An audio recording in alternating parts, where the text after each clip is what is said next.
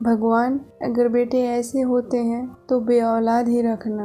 आंसू रोकना मुश्किल, आप लोग खुद ही सुन लो। एक बाप की किडनी बेचने तक का दुख। हेलो दोस्तों, मैं चांदनी। एक गांव में एक छोटा सा बच्चा था। उसके पिता तो थे लेकिन माँ की मृत्यु हो गई थी। पिता सारा दिन काम करता और अपने बेटे को पाल पोस कर बड़ा करता है। वह सारे सुख अपने बेटे को देता है जो एक माँ दे सकती थी। उस पिता ने कभी कुछ नहीं मांगा, सिर्फ इतना ही मांगा कि मेरे बेटे को कोई परेशानी ना हो। दिन बीतते गए, बेटा पढ़ लिख कर अच्छा जॉब भी करने लगता है और वह शहर में रहने लगता है। कुछ दिन बाद वह अपने पिता से मिलने आता है और कहता है, पापा, मुझे कुछ पैसों की ज़रूरत है। मैं चाहता हूँ कि शहर में ही ज़मीन लेकर अपना घर बना लूँ। पिता इस बात को सुनकर बहुत खुश होते हैं, सोचते हैं कि मेरा बेटा है, एक न एक दिन नाम करेगा।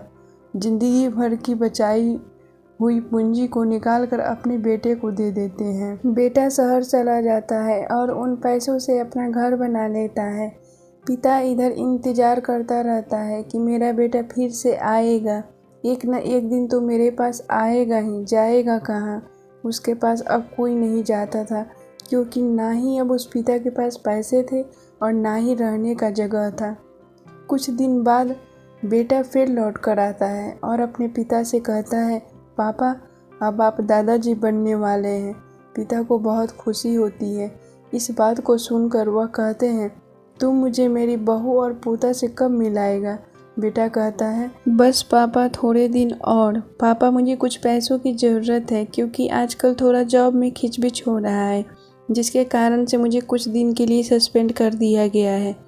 पिता के पास कुछ नहीं रहता है देने के लिए, लेकिन फिर भी कहता है, अच्छा बेटा तो रुक, मैं अभी आया कुछ पैसों का बंदोबस्त करके।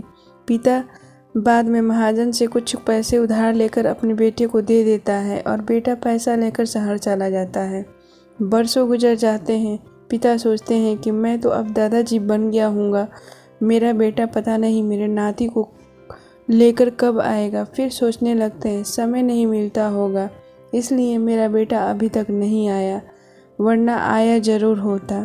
तब तक महाजन 2-3 आदमी को लेकर उस पिता के घर पर आता है और कहता है कि आपके वादे के मुताबिक मैं पूरे 3 महीने बाद आया हूँ अपने पैसे ले जाने। पिता कहते हैं, मेरे पास पैसे नहीं हैं देने के लिए। महाजन कहता है, जब पैसे देने नहीं थे तो आपने मुझसे उधार क्यों लिया? तभी पिता कहते हैं, ठीक है, रुको, मैं तुम्हारे लिए पैसों का बंदोबस्त करके आता हूँ। और वहाँ के नज़दीकी अस्पताल में चले जाते हैं। वहाँ जाकर अपना ब्लड डोनेट करते हैं और अपनी एक किडनी बेच देते हैं और उस महाजन का कर्ज छूटा कर देते हैं। कर्ज से छुटकारा पाते ही बहुत खुश होते हुए सोचते हैं, मेरा बेटा को कर्ज नहीं देना पड़ेगा। फिर कुछ समय ऐसे ही निकल जाते हैं बेटा के इंतज़ार में।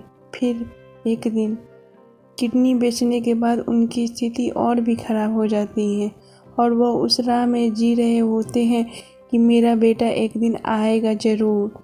इस आस में जीते जीते एक दिन पिता की मृत्यु हो जाती है, परंतु उस बेटे को अपने पिता की याद नहीं आई और ऐसा हुआ कि अपने पिता की मृत्यु के बाद आग देना भी नसीब नहीं हुआ।